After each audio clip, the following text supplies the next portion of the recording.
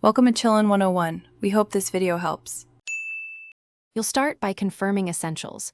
You are signed into the Ring app and the doorbell shows online.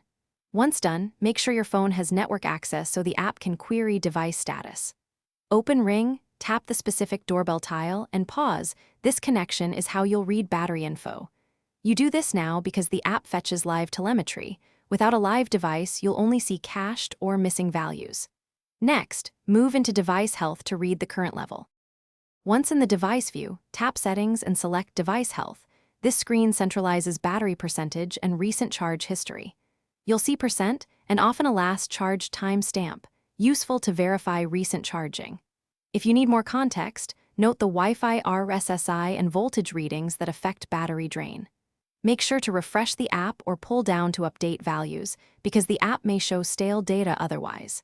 If battery reads low, prepare to remove or recharge per your model's instructions. To finish, act on the reading. If removable, remove the cover and physically inspect or swap the pack. If wired, confirm voltage under Device Health and verify wiring. Once done, pull to refresh the app so the new state appears.